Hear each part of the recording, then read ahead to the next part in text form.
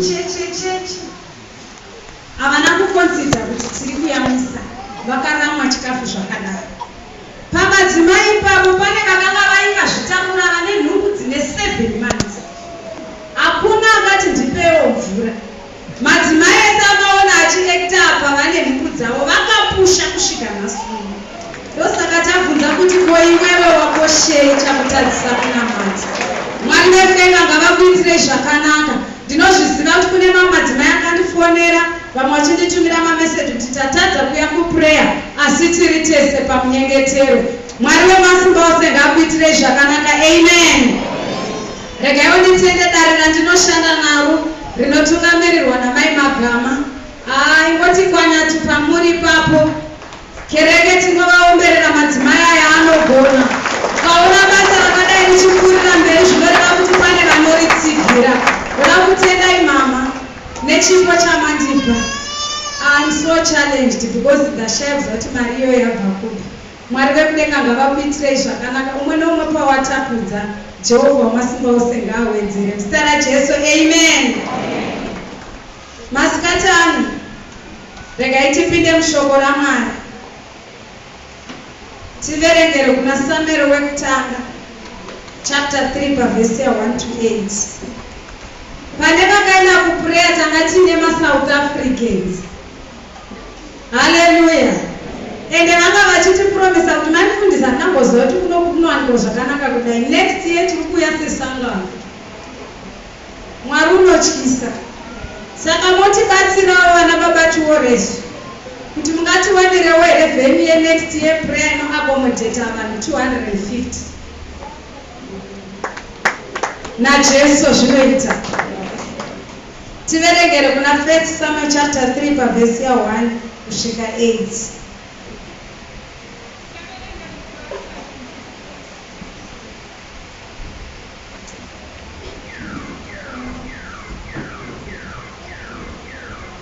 Chavereka kuna Samuel wekutanga chapter 3 pavhesi ya 1. Zvino mwana Samuel waibatira Jehovha pamberi paEli, asi shoko raJehovha rakanga richinzwika kashoma pamazuva iwayo. Jehovha wakanga asikazviratidzi pachena.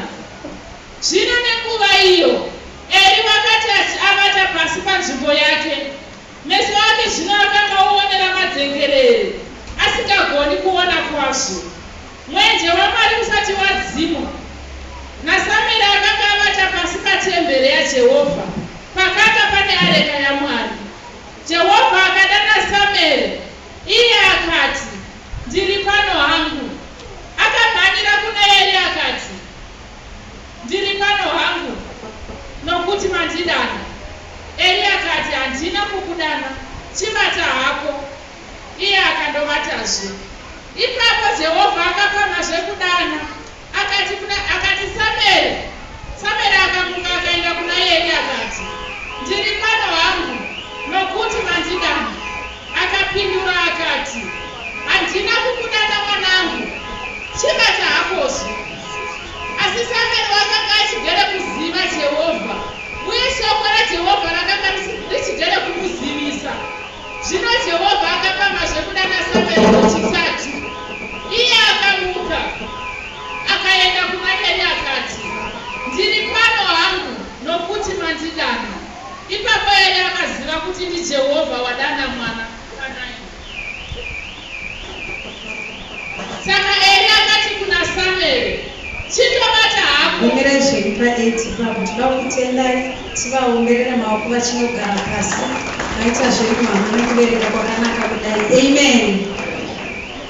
Tikuda kungorambira padhenge. Pushing beyond all limits. Amen. Ndofunga kana iri nhau yekupusha, madzimai tinoinzwisisa kudarika vamwe vanhu. Ende kana ukanzwa pakutaurwa nyaya yapush, push inotaurwa kana paine chipenyu chaakuda kubuda.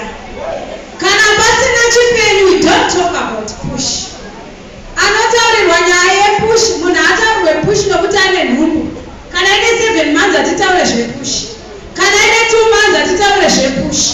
Asi inotaurwa push kana yasvika pa 9 months wapinda muleba. Ndopamunenge mabudzwa kuti amai mukasa ukapusha mwana anogona kufa. Saka unoudza zvichiti mama push, nekuti pane chipenyu chakuda kubuda. Rega nditaure ndichiti gore rino kubva last year maybe wanga uri pa 7 months, rino iri this is your 9th month, pane chipenyu chiri kuda kubuda my brother. Push! Wakapinda mulebha, lebha yawakapinda ndeyekuti zvinhu zvazvisina kukumirira mushe, but ukaona watopinda mulebha madzimai anozvinzwisisa. Unonzwa kuti baba tsvagai mota, unonzwa kuti background repreparation riri papi. Get ready my brother, make sure kuti preparation yako iripo, make sure kuti motikari yekukutakura iripo. Rega nditaure ndichiti munhu asvika palebha haamhanyiswe,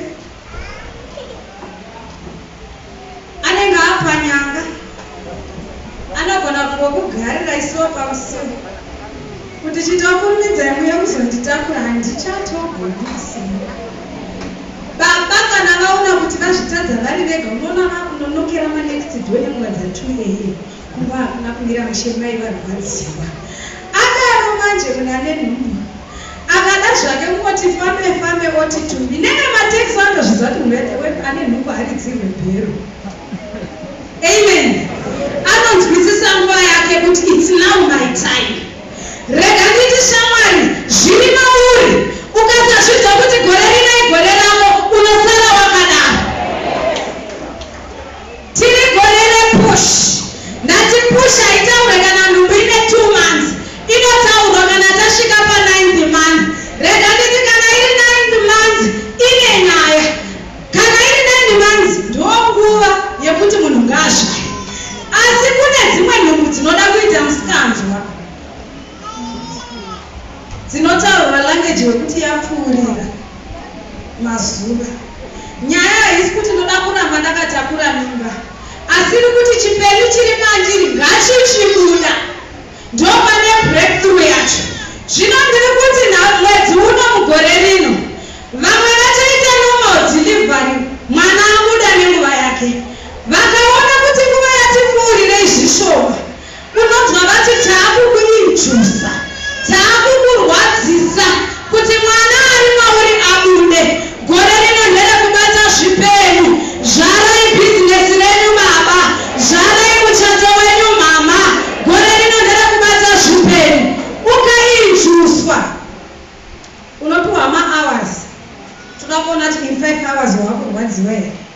Vanenge vachivatibvunza kuti zviri sei, uchiti kana hapana chiri kuitika. Ukaona zvako zvaramba pakuinjuswa, unonzwa vakuti tiri kukupai the next 5 hours mama, mwana akasabuda tiri kuita operation. Gore rino nderejambanje, zvako zvinotoita chete. Mwana akaramba kubuda ne9 months tichainjusa, akaigivawa jekiseni rekuinjusa tinooperator kusvika zvako wazvibata, nekuti 9 months dzakwana. Hakuna anoda kutakura nhumbu 10 months, hakuna anoda kutakura nhumbu 12 months. Dzakwana. Ndati ikaramba kubuda yega tinobaya jekiseni remweya mutsvene rinonokonzeresa. Ukaiginowa tinoita zveoperation. Chimbopa high five ari pedyo newe, umuudze kuti zvangu zvinoita chete.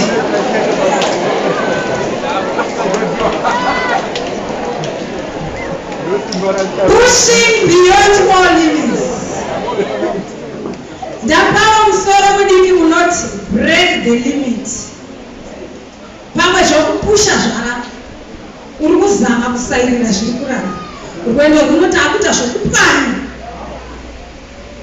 Kana takutaura nyaya yekupwanya inhau yebreakthrough, tiri kutarisa madziro aya tisingaone kana dhoo kana saini yedhoo. But kana takuti break the limit, get ready my brother. Madziro aya anodhurika, ena unotora sando yako. Get ready zvinokonzeresa breakthrough. Rwendo runouya unstoppable, no more limits. Ndikaona zvakupu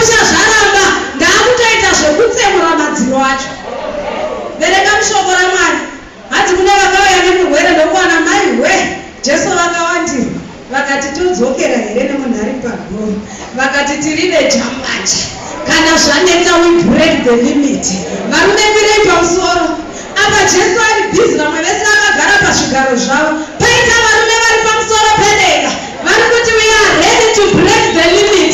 Warani marata, warani sili, vanhu vaone chiedza chakupinda mukati kochii chaitika. Pekuti vaone zuva vari kuona chimeti chiri kudzika mbichana chakatakura murwere, vakabreka the limit.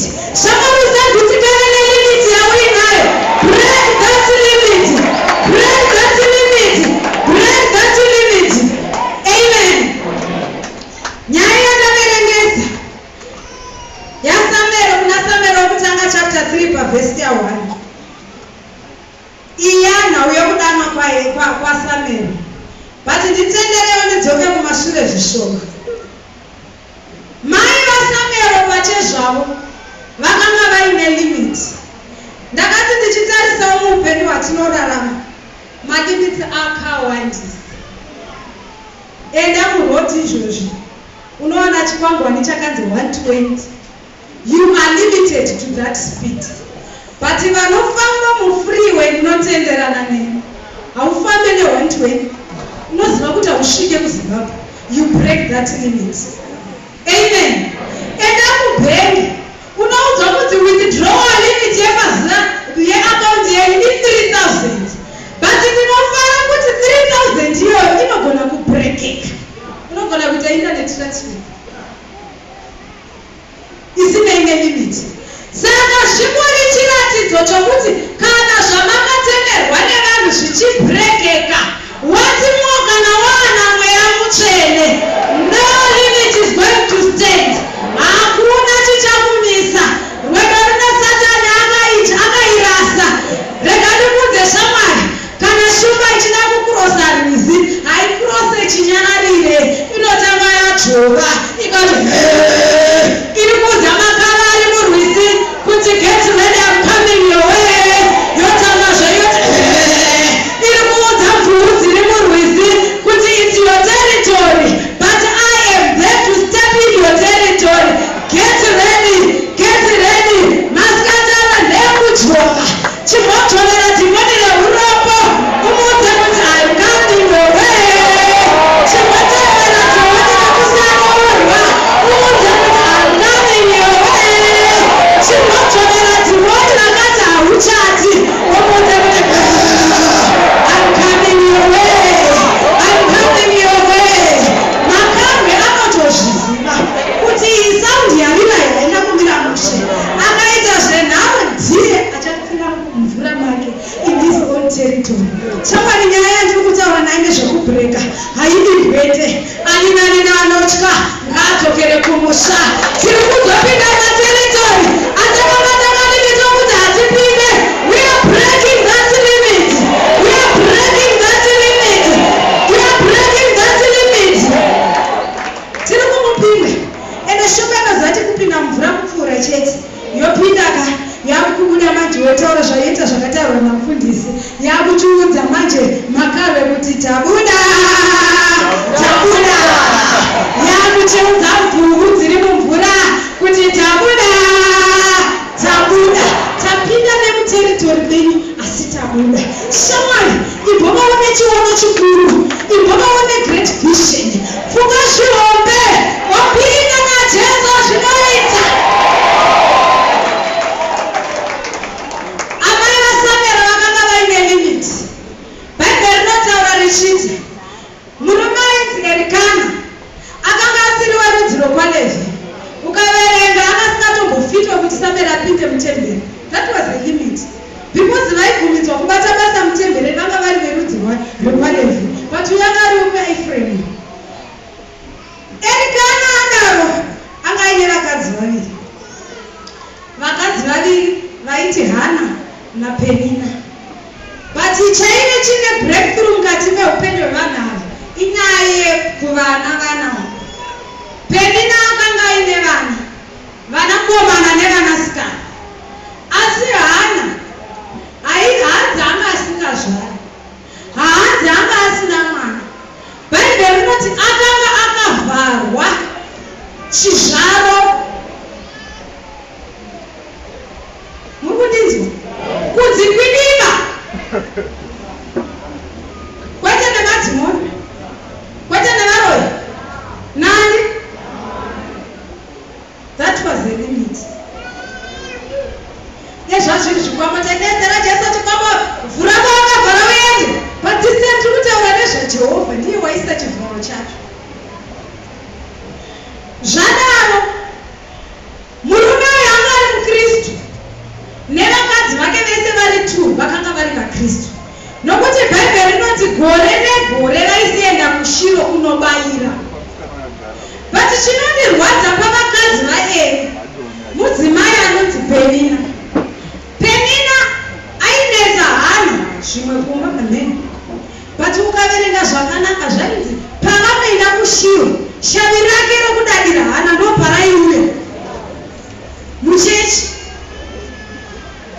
Atouya zvake kuzozvinamatira zvangu zvandibata ndopakutotanga kutodadira. Hanzi aimushungurudza kusvika aona kuti Hana abuditsa musodzi musvondo kwete kubhawa. Kana asati aona musodzi yaHana apedze kudada kwake, aimeka shuwa kuti zvinhu 2 zvaitika kuna Hana, misodzi nekuramwa chikafu. Oziva kuti Hana si zvaita andaita breakthrough chaiyo. Here amai kutendeukira kuzobuditsira vamwe misodzi musvondo. Matauriro enyu hamuregedze kuramba makabata chamboko chekurwadzisa nemashoko kusvika maona kuti zveshua ndamubatisa. Ini ndoziva zvose ke shamwari, usazvinyemera uzive zvose, usazvinyemera uzive zvose. Ende ukandiona ndakanyarara sakunya kuti ndirifuza, I know who I am. Hana ichokwadi akanga ine limit yokuti akavharwa chibereko, but akaziva kuti hazvidi tatsise kupinda pamusuwo wechechi. Shamwari, hausiona ndigezesa kumba, usave kuzonditoshora ndaya kuzonamata Mwari wangu. Excuse me. Kana waita zvaunoda kudzidzisa ndanodzidzisa vana vako, not me. Ukangoona ndapinda pamusuwo apa ndinoziva zvakafambira. Penina tendeuka kusvika rino chitaura mashoko anochekedza vamwe musvondo. Aizviitira paShiro muchechi. Tiri kuti vanhu vakagarisa nezvezvi pano mwe atokubayiwa so kuti mapfekereni kuti achaziva kuti hanzi aita sei apa ari muchechi omhana kunochinja hembe kwaingava ndo zvadapiwa naShe. Pano Mwari kutochema izvozvo abayiwa ati mino yenyu yakaita sei eakanonyatsoti kwasharara mungadai makanaka. Kune munhu akazvigadzira mino. Penina hokoe hanzi chinondifadza nemuganga anonzi Penina zvainonzi ane vana, hakuna kana zita remwana hwani ratinoziva. Akanogumira pastatement yekuti Penina anga aine vana. Ndopavanogumira statement yake Penina watch out. Nematauriro ako aya hapana imwe nhoroondo yatichaziva. Tinongogumira pakuti Penina auya kuchechi. Titsvake zvibereko hatizviwani, titsvake mabreakthroughs hatiawani nekuda kwemuromo wako. Penina tendeuka, usafambire mushondo kuzotambudza vana vaMwari. Hauna wawakatendeutsa, hauna wawakafira pamuchinjikwa. Iwe ndiwani kuramba zvakadiwa naMwari. Ukandiona ndapinda munoti nehandidana, usandibvunze kuti ndaringei. Ndinoziva zvandakafambira. Handina zvangu mari asi handisifuza. Handisati ndaane motikari asi handisifuza. Handisati ndaakufura hausi asi handisifuza. Ndine akandidana. Penina siyana neni. Dzako nhamo dzapera. Tabasa rikuziva kuti maini ndimazuva nokumba kwavo hazvinambomira mushe. Apa maini ndiwesi vari kunetsana nemurume. Apa murume wachona akatoenda kusmall house. Dzako dzapera. Penina. Siyana neupenyu hwangu Penina. Amen. But ndinofara nemukadzi anonzi Hana. Aiti kunyange zvangu Jehovha vakandivhara chizvara, ndinoramba ndiri pana Jesu ipapo. I will push beyond the limits.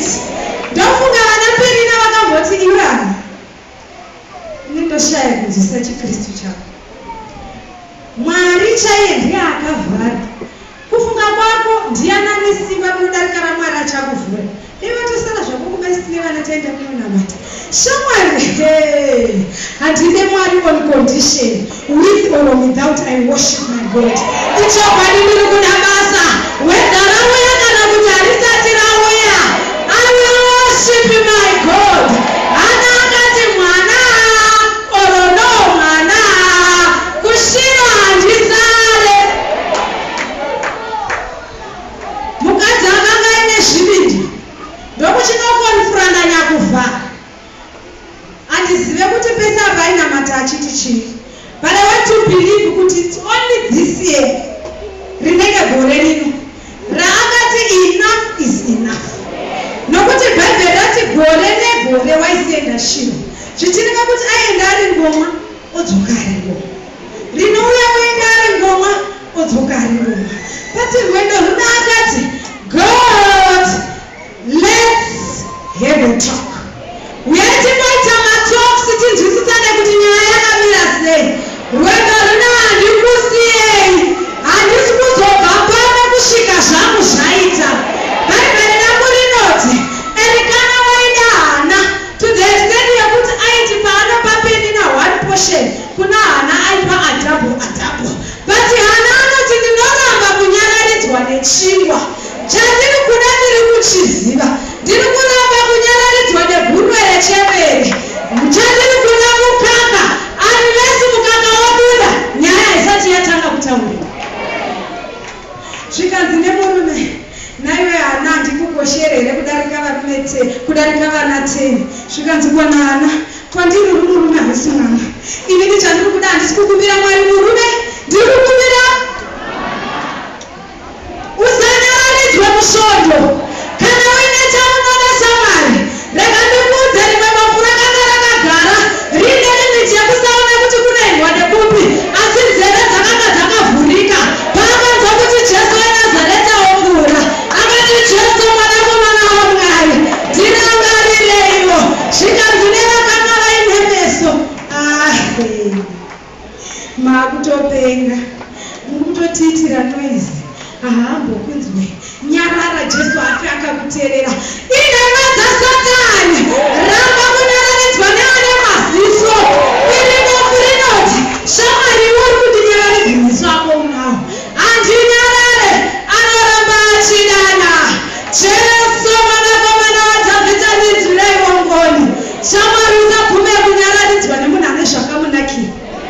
Takatosiyana nemachallenges edu akatosiyana. Usandinyaradza. Kandiona ndochema usandinyaradza. Ndiri kuziva zvandiri kuda. Handisi kuda masubstitute. Handisi kuda kuvaraidzwa nemurume anondida. Ndiri kuda mwana. That was the limit. Bhaibheri rangu rinoti ndopaakabva aenda mutemberi ndokundochema. Hanzi akanga asinganzwikwe kuti aiti chii. Zvichireva kuti eri ndinomufananidza nemasenior Christians. Vanenge vakagara vachida kuteerera munamato wako kuti unamata uchiti chii, kuitira kuti mangwana azokubaya kuti moto wainamatira. Sodako munhu waMwari pamwe ndakutokurwadzisa, but ndangoti ndingonzwa things iyo ndakanyatsokunzwa uchinamatira mota yakazouya but haina. I think zvinoita ramba uchinamatira. Only 3 days later anoyachikubvunza kuti haufa. But panyaya motikari yekutora une mari yawakaunganidza. Kune vanoita system yekuteerera minamato yevanhu kushora. But rwendo runo Hana anoti haunume pamunamato wangu. Nyaya ndiri kutaura naJehovha ndeyamutiri tu, haidi munhu wechitiri. Ndobva aenda amachinja style. Ende achateerera 3 hours. Akati kudhakwa munhu wekupa anonamata zvandisinganzwi iri muprista mukuru. Ndopaanobvunza nhanda ndiyosvika ringo makadhakwa nezvamakaita izvi. Ivo atozomudza zvakati aiwa hakusi kudhakwa. Mukadzi uyu akanga abreka limits. Zviri kuratidza kuti hapana akabeyanamata muchechi imomo. Manamatirwo akaitwa naHana akabreka limit. Zvokushandisa kunyange kuti chii makadhakwa venyu misinterpretation. Shamwari kana wakunamata Mwari ka inoda nyaya yedu nga mubude muguru mwandira. Rega ndikudze tine shamwari dzaikufarira dzichatanga kukusema. Chadzidzinga ndechekuti hauchadziudze kuti rwendo runokunamatirei. Vari kurwadziwa kuti hatichazina progress yake. Vototanga kukonkluda kuti kudhakwa chete. Hakuna chimwe. Mwari wako akuropafadza. Wava nemari zhinji. Uchiti une mari kuStandard, une mari kuFNB, une mari kuABSA. Havambokufungidzire kuti ndimwari akakupa. Vatobati am Satanist. Kuti ndimwari nekezvo musatanist chete. Bati rwendo runochimborasisa vavengi. Kune vaifunga kuti vanogona kukontrola upenyu hwako. Vati movaudza kuti mairasa. Rwendo runandiri kuita kuminimidza miromo. Hamuudwe zvandiri kutaurana naMwari wangu. Because ina hamuna simba rokundipa zvandiri kuda. Ere atoona kuti mukadzi uyu abhureka limits. Zvikanzi zvisinei hangu handina kuzvinzwa zvawataura. Vati Jehovha wacho ngaachimupa. Kunyange nevavengi vako vachataura maropafadzo. Handina hangu kunzwa kuti wanamatira chii. Vati zvawakupira izvozvo Mwari ngaakupe. Bhaibheri rangu rinoti achingoti dhei ipapo ndopaakazvitakura. Ndakaona kuvisualize zvimo mubhaibheri. Ndakaona Penina achinzwa mudumbu, anzwa musi, hana achimuka makusenzina chimhanda kutoilet. Uchichiitika panani. Kurudzakawo zvikanzi ndofunga neziro manhero akadya nemuromo wedu usingapindirane naye. Saka ndofunga nhasi kungorutsa chete kwadaro. Aone mangwana makuseni zvakare. Morning sickness yabata amai vakazvitakura. Vamanya kuteneti vanoti vari kurutsa. Hana yakutanga kurova Penina kuti chii chiri kuitika kuna amai ava. Aone gare step yakuchinja. Aone gare kapfekero kakuchinja. Aone gare zvekudya zvakuchinja. Semunhu ane experience yekuzvitakura ndobva atoti inhuku hakuna chimwe chinhu. Rega nditi achatanga kuprofesaya about your life muvengi wako because akuzviziva. Anoti hakuna chimwe chinhu ndihungu chete. Karutsirana ndokandakaita pasecond born yangu. Kafambiro kakuita ndokandakaita pathird born yangu. Indane experience. Aone gare dumbu riyarakura. Shamwari kana zvandaikumbira zvoitika. Kana ndofamba ndichipika step. Excuse me. I'm breaking the limits. Hana akavharwa naJehovha. Asi Jehovha mbune vakavhura.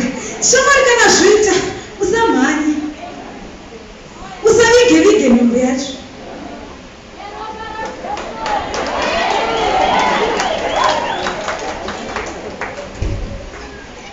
Pika step yokuti vari kukwenyana vaya kuzowana usvika kwavanenge vapanana nhinduro. Vakabvunza kuti nhumbu vakati haisi. Akati atisaone step akati asei naye. Akati nhumbu akati haisi. Zvoti tatisaone nhumbu racho rikukura. Pika step kusvika paanozosvika kuno vega vanenge vapanana conclusion. Rwendo runa hausi muromo wako uchataura. Uchataurirwa nevausiri. Ndinotenda kuti akatanga kumhanya nemeseji. Haasi hana ati ndaane nhumbu. Ndaana Penina. Vakati mashure ari kubakarira. Mufunge henyu hana ane nhumbu.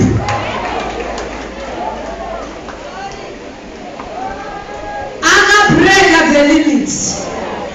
Rwendo runo zvinotoda iwe. Uti hani muno ndiri ropa. Ndaneta kuti gore negore ndinoenda kuchechi. Svondo nesvondo ndinouya kuchechi ndiri ropa.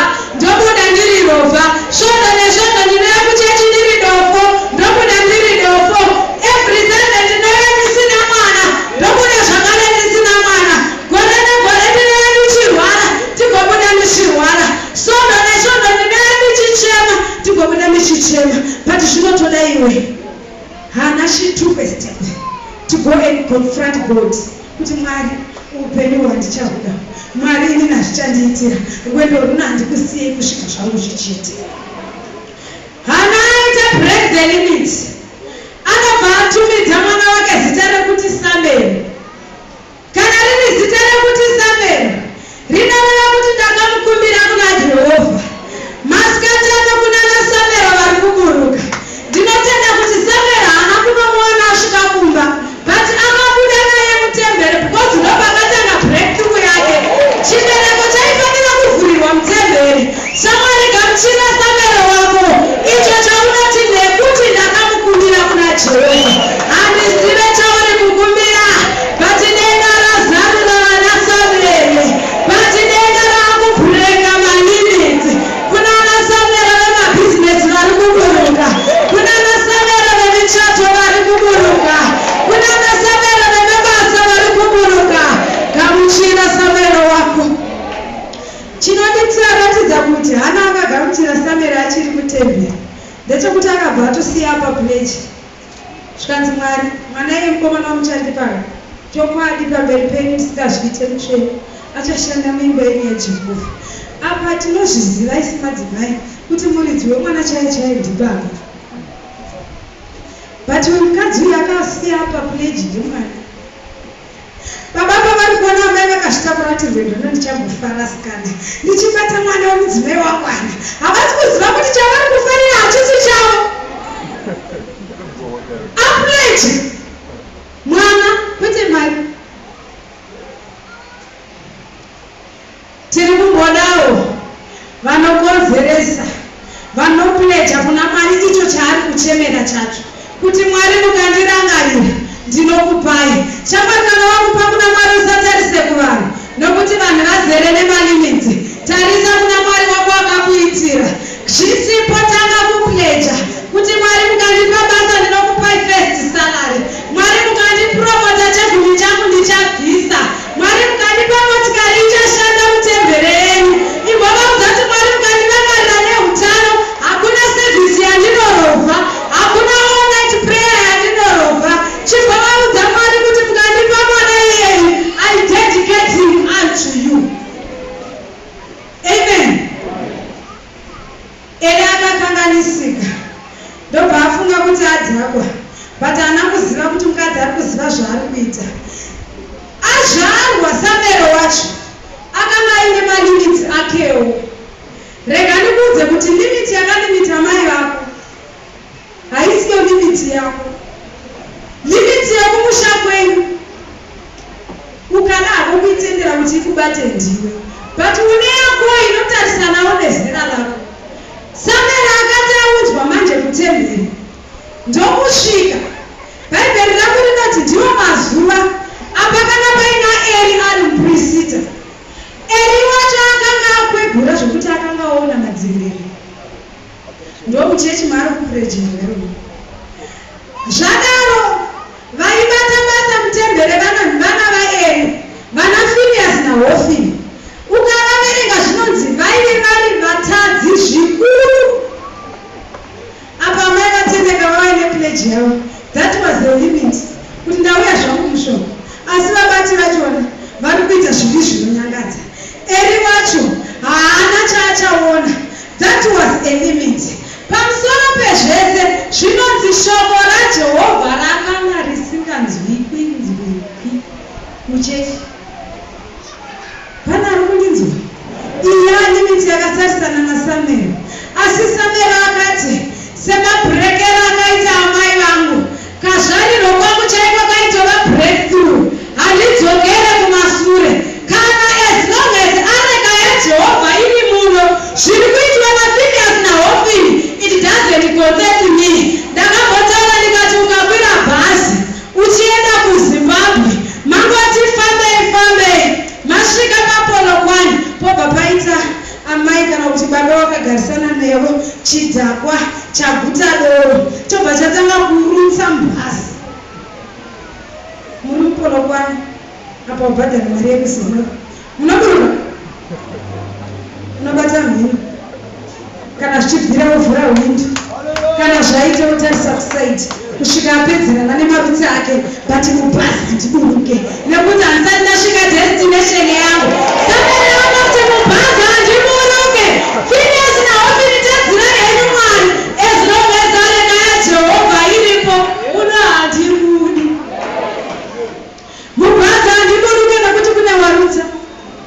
kugadzirana nemarutsi ake. Tiri kuramba vanhu vari kuyedhuka nekuti makaona mabasa akaitwa akaitwa nanhingi ndiye ndosaka ane zita rake nesenemi yake nemutumbi wake nemba yake. Kondiyeka kondiye mwari here wangu wafambira areka hamuna.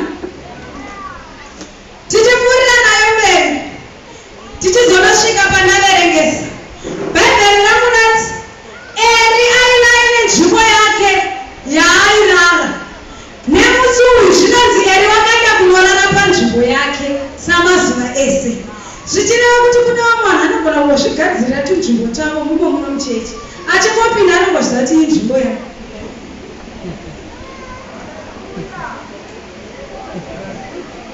Regai timboitawo zviri practical. Cheya chaiko musi waanosvika yakagara unomona achisvika nebhegi osvika wamira pamasure peni. Zvonzi kuenda zvoti makagara panzvimbo yangu. Eri here kuzvigadzirira nzvimbo yako yaunongomeka shuwa kuti gore negore ndopandiri. Shamwari chimbobhurekawo malimiti chimbonesisawo muvengiso. Haleluya.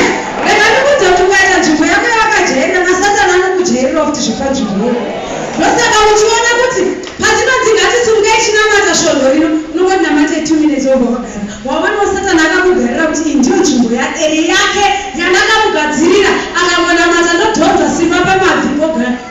Shorwo neshorwo ringo vanongogara vamwe vachichema vachinamata chimbochinja pauri kugara. Haleluya. Haleluya. Tiri kuramba vanozvigadzirira nzvimbo achiti iniwo zvangu rovha. Uda murovha maisiriyo nzvimbo yako wakanemerwa. Eri akanga ine nzvimbo yake yaakanga ogara. Hausi rovha nekuti hausi kuzofa uri rovha. Rovha is a situation inogona kushanduka anytime. You are a potential candidate for a miracle today. Uda munzvimbo mawakagara Eri usazvigadzirire nzvimbo. Umwe anogara achingozviti iniwo zvangu murombo. Izvozvi kutonzi uyai ne10 rand chaiko. Ane nzvimbo yake yeurombo hauna. Anenge achingoti iniwo zvangu murombo. Ndingaburitse mari. Uda munzvimbo yako Eri. Uda munzvimbo yako Eri. Izvozvi kuchitaura kuti kuti vanhu vacharopafadzwa nedzimba. Kune akazvigadzirira nzvimbo yake kuti iniwo zvangu roje. Vamwe vachitsvaka kuti dzimba dziri kuita mari dzekutenga. Iyana achingozviziva ndikutsvaga yekurenda. Shamwari uda munzvimbo yawakazvigadzirira Eri. God is about to do something. Mwari vedu vanobhureka malimiti. Uda mulimiti yehuroja. Iwewe unogona kutovawo netloti pauri ipapo. Ukatonziwo mama mamukasei. Haleluya. Nyaya yangu iri pana Samuel. Apinda mutembere anaona zviito zvaFinehasi naHofini. Imwe muno kuti akazangana. Rega nditaura ndakatarisa pasi. Kune vamwe vanoita zviito zvinenge zvaFinehasi naHofini zvokuti vari kunze apo zvavanoita unoshamisika kuti vanonamata here. But chinoshamisa musi weSunday uchisvika unomwana iye atogara.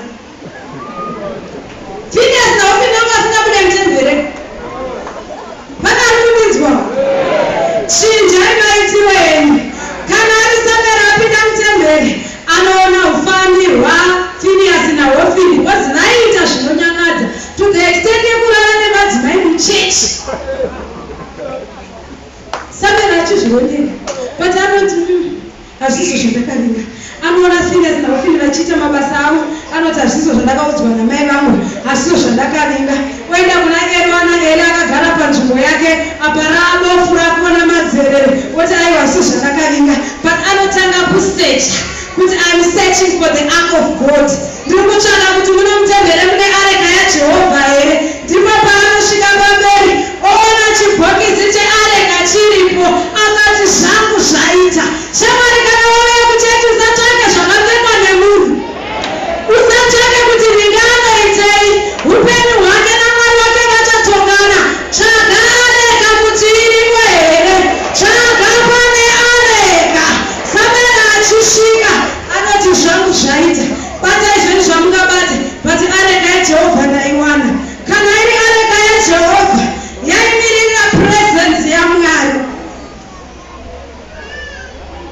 Vakaimba vebhozi gospel power vaiti yakaendepiko areka chechi ikashaya areka yaJehovha kuna kwatinoenda. Haleluya. Ndinofara naSamuel awana areka ndopa akati ndopa ndinorara here kurara mushondo everyday. Panhau yandadzoverengesai zvinonzi eri vakaenda kunzvimbo yake kunovata zvichivatuma musiri mutemberi, but Samuel anoti papurezenzi yaMwari handibvi. Ndopanorara paareka. Rega ndinotaura zvishoma pamusoro peareka. Areka iyi mukati mayo makanga muine poto yemana yakadyiwa nevana vaIsraeri murenje, zvichireva kuti meana is a miracle. It was a symbolic of a miracle. Zvichireva kuti once ndava naareka I'm walking on the miracle.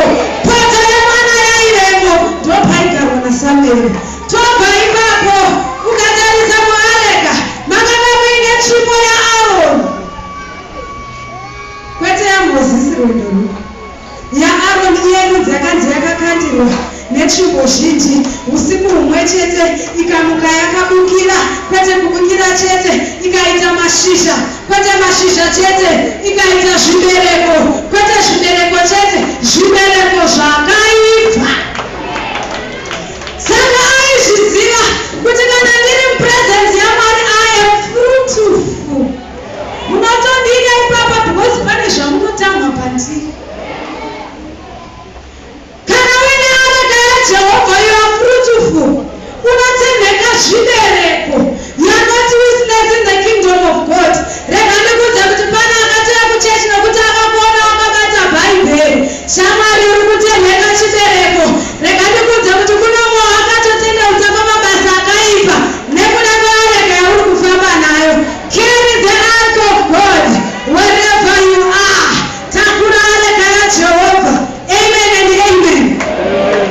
Chimwe chechitatu chakanga chiri muareka yadai hwendefa. Hwendefa yemirayiro inomirira shoko raMwari. Tinofamba neshoko, tinorarama neshoko. Mabreakthroughs edu tichawana mushoko. Make sure kuti areka yako yakakwana, poto yemana irimo, tsvimbo yaAroni irimo, hwendefa yemirayiro irimo. Hatifambe zvisingadiwe naMwari. Kana Jehovha vatiropafadza tinoita zvavanoda kunyange nepfuma iyoyo. Amen. Kana iri areka vana vaIsraeri vaiziva simba rayo. Vaiti kana vakombwa nehondo vakanozama kurwa vega vakaona zvaramba vaiti endai motitori nobhokisi zvimutemberi. Kana vari vanhu varume vaitozviziva kuti chabhondoka, vana vaIsraeri vaida kunotora areka yavo. Rwendo runa hakuna anomira. Shamwari yamoza nekomara. Get up my brother. Don't fear that war. You are more than nekomara. Nokuda kweareka yeshe yauinayo. Paunopfugama madhimoni ekumusha kwenyu anotokweta kuti zvatanga futi. Kozvei paida apfuga zvatanga futi. Zvei Mozisi ari pamabvi. Shamwari zviziva kuti paunorovera igiramo pasi pane zvinoitika. Paunotsvaka Mwari pane zvinoitika. Iyo areka iyoyi ukaiverenga yakapinda mumba maObedhi-Edhomu, ndinotenda kuti rakanga riri rombe risina zvaraishamisira, but for only 3 months rakamusiya ave mubhozwe. 3 months church achengeta areka raabhozi akunzi Mulungu. Munoziva kuti nyaya yeMurungu haisi nyaya yeganda. Ipapa Mwari akangoti wedzerei limiti yemari yenyu, makunzi Mulungu asvika, Mulungu asvika, Mulungu asvika, Mulungu asvika, Mulungu asvika, Mulungu asvika, Mulungu asvika. Ari kunzi Mulungu asvika but muchaona ganda. Wanenge neganda rangu, I'm not limited because of this black skin. I can do more than what you think. Ata kuna areka.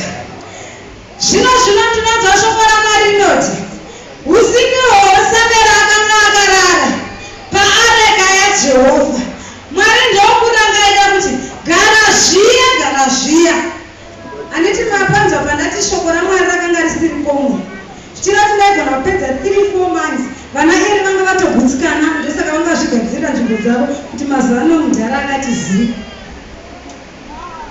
mazuvano hatauri.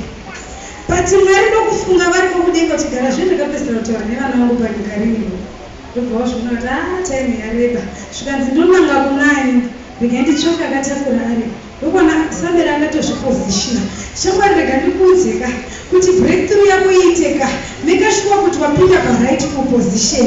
Rega ndikuudze kuti aibuka niiteka iri brand new. Ukangouya nayo mumba ukangotanga kuaina uchingoti nekuti inyowani. Nekuti inyowani. Inoti mazura yenu. Itina kuplagwa mumagetsi. Someone, you need to be connected. Kuna mwanenge ane ainyowani asi haina kuplagwa hazvina maresults. Kwoita munhu ane chechi aini chiya chekumusha chainzi chimazoe. Chekuti kuchitarisa hapana chinoyamurika. But chine kodi. Neumazoe wacho. Uyo anenge mazoe kake akangonomeka sure kuti akonekta aini yake. Kamazoe kanoziva kuti ndinoitira zvanda. Ndinoita zvandakonektirwa. Shamwari, get connected this year. God is about to do something. Usatarise paumwani hwako. Shamwari, kana tauya kutembere yashe ndinokangama kuti ndine makeup kumeso kana ndachenera Mwari wangu. Ndinokangama kuti ndiri ani kana ndakutsvaka chiso chaMwari. Get connected. Get connected. Mwari havasi musariri wevanhu. Wega ndimazoe aini. Nyasha dzaMwari dzinongopfuura. Mosara maakutinyera namazoe kuti nechimazoe chose here shuwa. Chikatwasanura masuti yanga yakaunyana. Usandidzerere kana ndofamba naMwari wangu. Ndimi pakati pamazita ekuti chimazoe. Batichanemaniri chaMwari hachisi chimazoe. I am connected to my source. Be connected to your source. Be connected to that source. You can do greater things. Unokwanisa kuita kudarika pauri papa. Ndokubva anzwa izwi richimudana. Zvikanzi Samuel. Semwana aiteerera. Anga asingazvitarise kuti ere haoni. Ndobva amuka ndobva amhanya. Ndokunosvika zvikanzi Mati. Zvikanzi handina kudana. Ndobva adzokera kanorara. Ndokudaidza futi.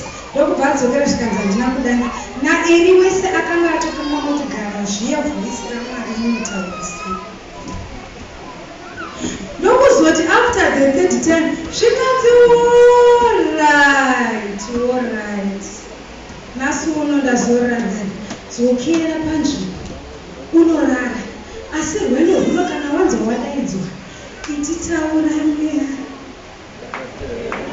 Ititaura mweya. Ititaura mweya. Voice riri kukudana Samuel iri harisi remunhu. Rega nditaura ndichiti kune vamwe vari kumisteka voice raMwari vari kuvati nderemunhu. Shamwari, mutitaura mweya. Ndakateerera. Hapana Mwari pavachauya vachigara pano vachishaparidza vari papurupiti. Vanotoshandisa Yesu vana maichiteketa. Vati rega kugumira pakuona maichiteketa.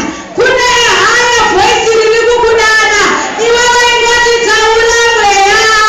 Ndakateerera. Ndokubva adzokera. Ndobva ataurirwa nyaya yakataurwa naJehovha.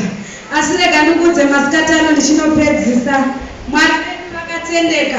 Havangokande meseji mumhepo. Vanomeka sure kuti vadrowa attention yako. Vakanga vari mari veconfusion.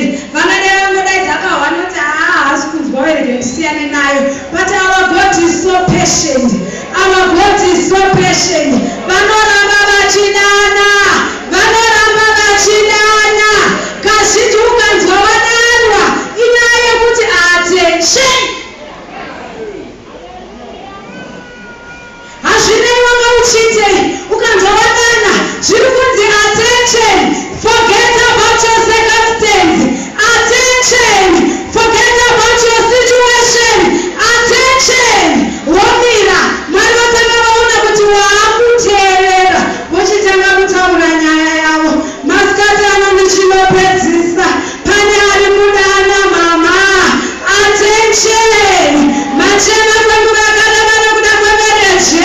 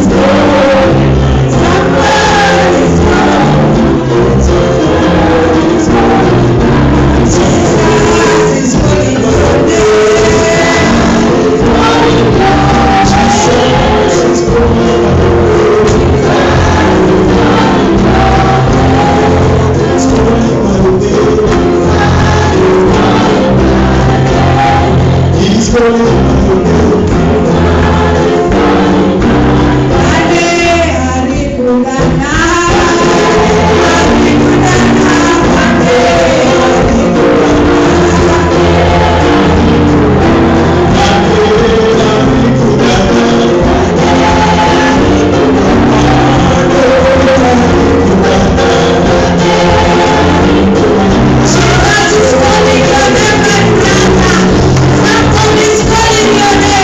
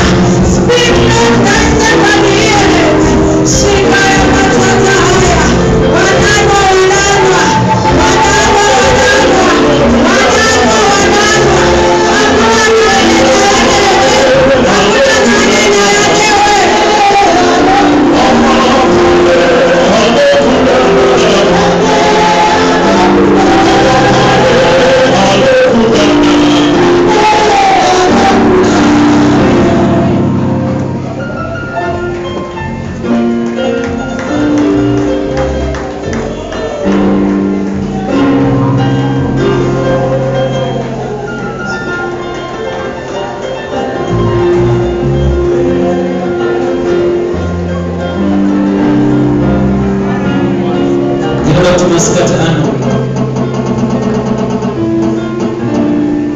Masikati ano.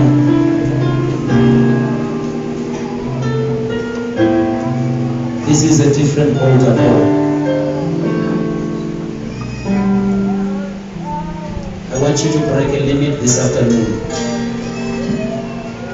Iwe ya kumbele masikati ano.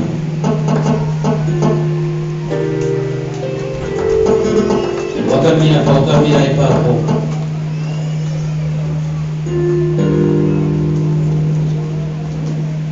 Kumbila mni maiki kuita eko. Nzime. Wakamia ipapo masikati ano. Wakapesera rini kunzwa Mwari vachitaura. Wakapesera rini kunzwa Mwari vachitaura muupenyu wako. Just check your record. From when can you say God has been speaking to me? Dirini. God wants to speak to your finances. God wants to speak to your marriage. God wants to speak to your family. God wants to speak to you about your work. He wants to speak to you about your husband, your wife. He wants to speak to you about whatever your home, about whatever you are thinking of. Bible shokora namazuva euro kutaura kwaJehovha kunomusanzwira kwenyu. Kune vanhu vari kuzomboinzwira Mwari masikati ano. This is a serious altar call. There is a limit that you are going to break this afternoon. When God speaks to your life, when you get a word from God, when you hear a word from God, that word is an assurance that you are not going to be stopped again. Kunako ukasumuka mafungu une shoko rakapiwa naJehovha, unoti mafungu ngaasumuke zvawo, but Mwari vakati. Kunyange vanhu vakati urorwe, kunyange vanhu vakati uronikwe, when God has spoken to your life, you say it's just a matter of time. Masikati anoda break the limit yekuti Mwari vakapedzisira kutaura newe kare. Listen to me, God does not have any race color or any gender. Anotaura navanhu vese Mwari. Uvare maziso ako ndinomutarisa masikati ano. Uvare maziso ako, this is very serious business. Mwari vakapedzisira kutaura kuupenyu hwako rini? Vakapedzisira rini ndikati Mwari vakapedzisira rini? Vakapedzisira rini Mwari? Vakapedzisira rini kunzwa Mwari vachitaura kuupenyu hwako? Do you have time for God? Kune vanhu vada kutaura navo altar call ino Mwari vati handina chikuita ndokunamatira. God is going to speak to other people. Vamwe mutonzwa Mwari vachitaura pa-altar call iyoyi altar call yawawe. Iyo altar call yawawe masikati ano. Ndiri kukumbira mungonyaradza keyboard just for a few minutes. Mai vati pay attention. I want you to pay attention. Mauri, zvinzwe mauri kuti ngati kubvira rini naye Mwari vakapedzisira kutaura newe rini ndikani rini unouya kuchechi zvechokwadi unouya. Samueri amuchechi akati Mwari vanototaura chete.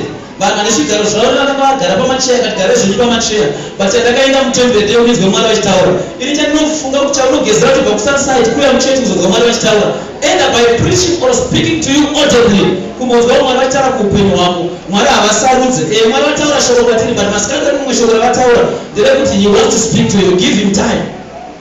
Tinogona kuda kumhanya muri kupisa, tinogona kuda kumhanya kumba ota kunino ngatikoite chipedze, but Mwari vanotipei kuva ndikotaura. Mwari vane vanhu varangotaura, vane ma-issues nevanhu vari panapa vari pa-altar kuine. Mwari vane issue newe masikati ano. I want to tell you, God has got an issue with your life this afternoon. Masikati ano, Mwari vane issue newe mama, Mwari vane issue nemubaba. Hakuna kumwe kunhu, musina kubatwa musoro, musina kumbonamatirwa, but Mwari ati kumbonipa chance. Wauya pa-altar kuvape time, give him time. Give him time my sister, give him time mama. Give him time. Give God time. Regeza ambotaura. Rekambomhanya rekakona sewanonokerwa. Kana vanonokerwa ipapo pa-altar iyoyi. Tinoti ngopa Mwari kwekuti ataure kuupenyu hwake nevanhu vake. Ada kutaura masikati ano. He has got a word. Kwete prophecy rikuuya nemwe munhu, but specific word for you. A tailor-made word for you. Shoko rako iwe wega ravati ndira kutaura nemwana wangu.